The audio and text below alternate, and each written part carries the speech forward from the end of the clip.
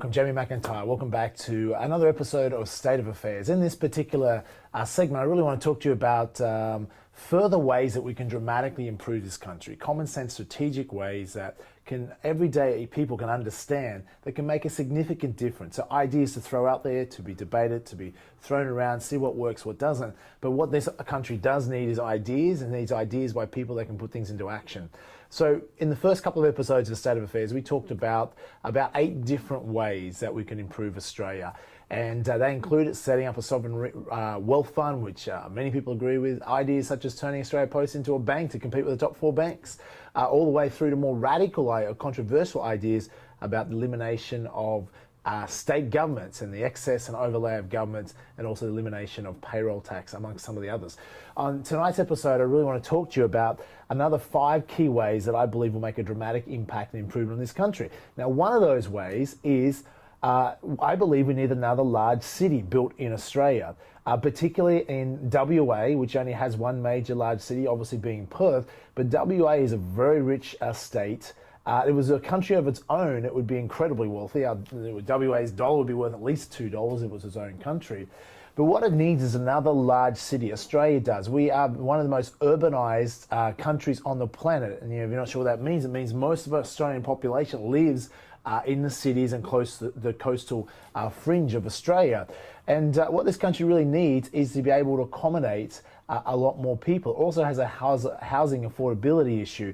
So I believe the creation of a new major city in this country can help alleviate some of the housing affordability issues. It can also help house and attract a population to the northwestern part of Australia in northwestern WA, which can support obviously the mining industry in the Pilbara region, where they need an estimate of something like 150,000 more workers in less than the next 20 years. So here's a city that could be formed, that could have a gateway to Asia. Now, where exactly might it be built needs to be considered, but anywhere from places above Port Hedland or Karratha, all the way perhaps to Broome, regions around there that might be suitable for scaling a large city. Now, you realize in China, they can build a city the size of Brisbane from scratch to 2 years, a city the size of Brisbane in excess of 2 million people.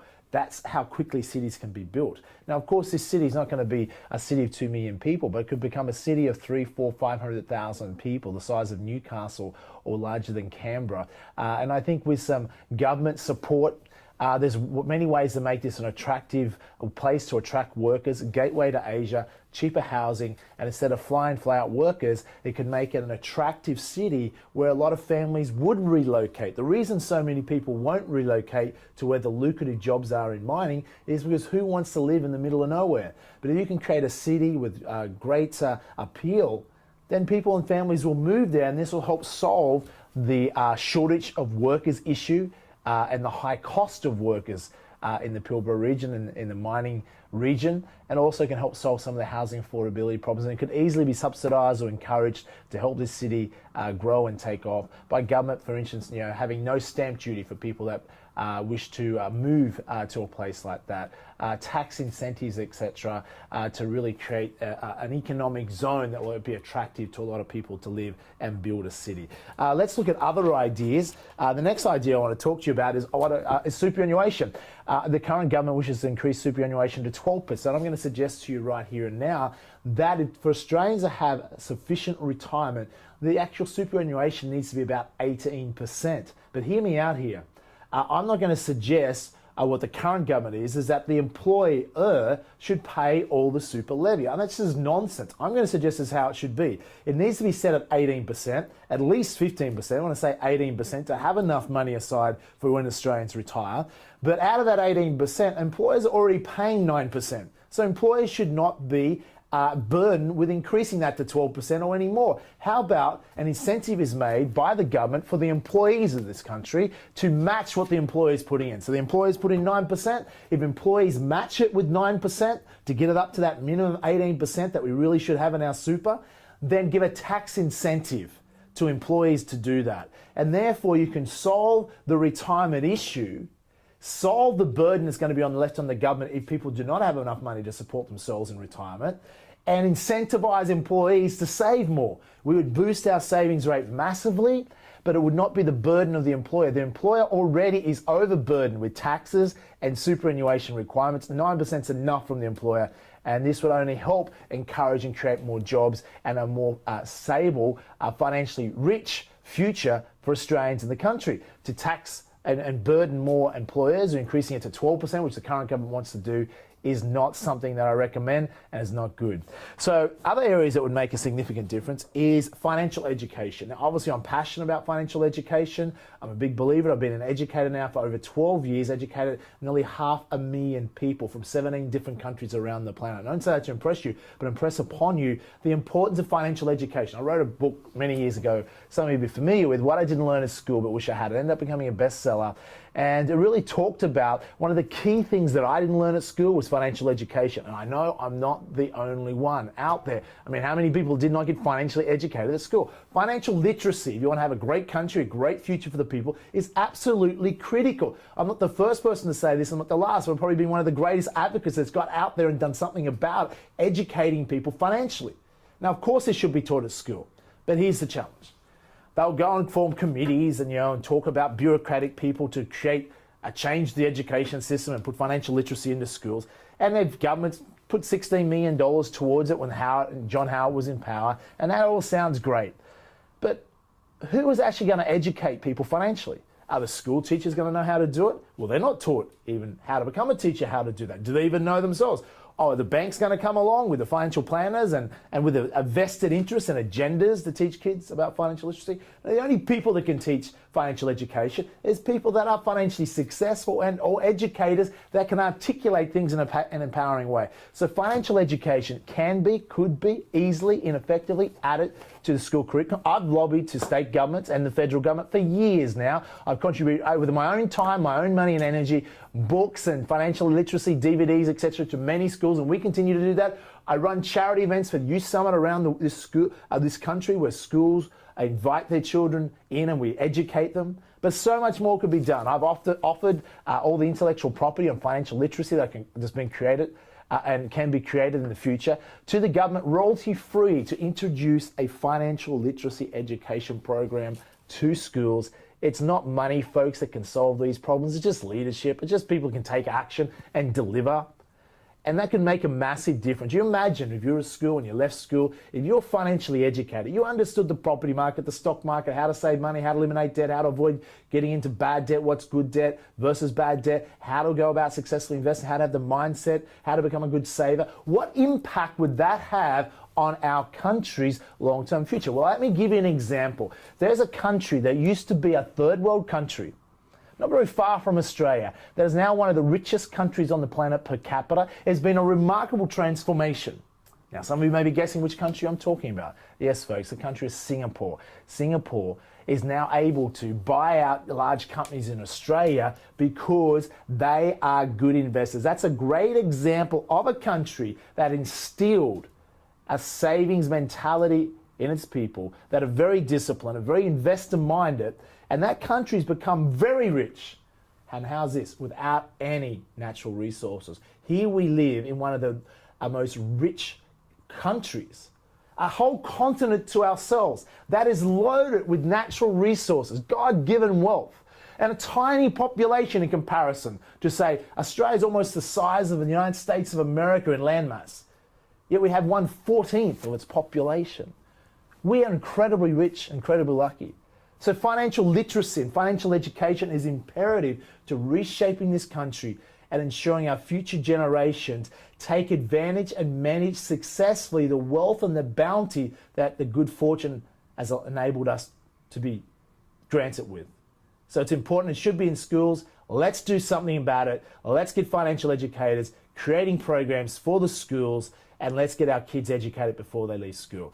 Leads me on to the next thing, a $5,000 government grant for financial education. I've prepared to put my money where my mouth is and make available $5,000 educational grants on financial education to be made available to every Australian in this country. I think the government should really get out there and make grants available. So what they should do is give people an educational grant that they can take along up to $5,000, and every Australian could invest in a financial education program of their choosing to help them all get financially educated. Because let's think about it. And the people that we implement financial education to school, those at school in the future will benefit. But what about all the adults in Australia who already left school and didn't get financially educated? The government needs to educate these people. Training and education is one of the most critical skills to improve the productivity and efficiency and output of any country. Give everyone a $5,000 educational grant to get financially educated, and that will increase our savings rate, that will increase our investment rate, that will increase the health and well-being of individuals because they're more focused on their future, have a directed mind. That improves the productivity, improves the overall well-being of individuals. I've seen it to be true in the participants that through the events that I've taught at 21st Century and Financial Education Summit over the years. It makes a big impact. So the government should contribute more to training in practical financial sense. Number 12, controversial one, but I'm certainly not the only one here, is ban financial planning commissions. I believe I've been one of the largest leading advocates and critics of the financial planning industry for over 12 years now. And finally, my good friends at the ASIC, ASIC, government regulators, in recent years have finally started to improve their act and address what was blindingly obvious for over a decade, is that when financial planners get commissions, could it possibly mean their advice is biased? Hallelujah, of course it does. We don't need surveys to prove that. Actually, a recent survey by ASIC found that something like 92% of financial planners fail when they did window shopping. 92% in giving the wrong advice or inappropriate advice or vested interest advice. Of course, financial planners commissions should be banned, should have been banned a long time ago, and I acknowledge ASIC on its good work in this area. What Australians need is not more regulation. What regulators and government departments must understand, regulation will only work to a certain extent. You can regulate to the hilt, and all you have is bureaucratic mess, and you have a tax system that's so overly regulated. You have regulatory systems that, where prospectuses are so thick now that no one even reads them. It doesn't work. What works is education. Educate people. If we can financially educate Australians, financial education does not guarantee financial success, of course not. But it does increase and improve an individual's chance of being more financially successful. And it does decrease the likelihood of them losing money, being caught up in financial scams or schemes that cost them money. Once again, ban financial planning commissions and get people financially educated. And last but not least for today's segment, I want to talk to you about another one that is going to be quite controversial. But hey, let's put these ideas out here. We're going to improve this country. We need to change our course of action. To change your life or to change the direction of a company or direction of a country, then you need to change some things. Does that make sense? You keep doing the same thing over and over and over again. We know that is the definition of what? Insanity. So let's look at change. Number 13th idea I have here, ways to improve Australia, is to reduce or even possibly ban negative gearing. I know some people are going to say, Jeremy, why are you saying this? You made millions in your 20s as a property investor, amongst other things, and you profited greatly individually from negative gearing, and now you want to ban it? Well, look, it would be in my personal interest as a property investor to allow negative gearing to continue. But if we're going to improve this country, we should not be focused on our individual interests. We need to be focused on the greater good of the country. Is that true? Does that make sense? If we have more people focused on the greater good of the country, we're going to have a greater country. So negative gearing, I'm suggesting, distorts the property markets. And even though it's beneficial to some degree, I believe it should be reduced or even in the future possibly banned. Why? Because it distorts too much money tied up in property. And it's just not effective. It's a massive cost to the government. And no government, you say, well, governments won't. Paul Keating tried to remove negative gearing and he quickly replaced it because it was so unpopular. True, I'm not saying this will be popular.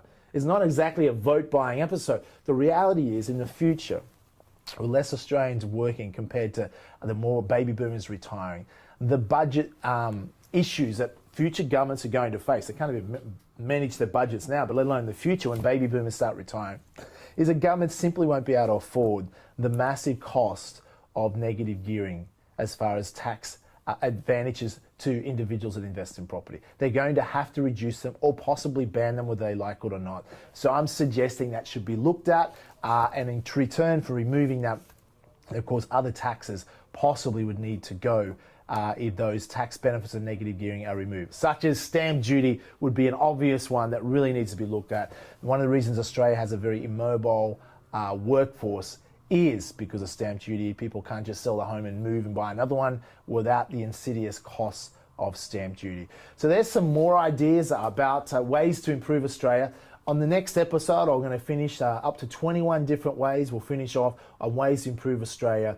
And I really want, as I said, my goal is to educate people, to create debate about there. Not every idea works when you throw it out there. Ideas that will be debated and looked upon, how do they be fine-tuned to get them to see whether this will work, or how do we get an even better idea from starting with one idea can lead to another idea. But this country, folks, needs more ideas. It needs more passionate debate, and it needs more people that can take action and actually implement change. And I believe it's going to be the younger generation that's going to have to lead this change, as ultimately they will be the future leaders of tomorrow. Stay tuned. I'll talk to you next time.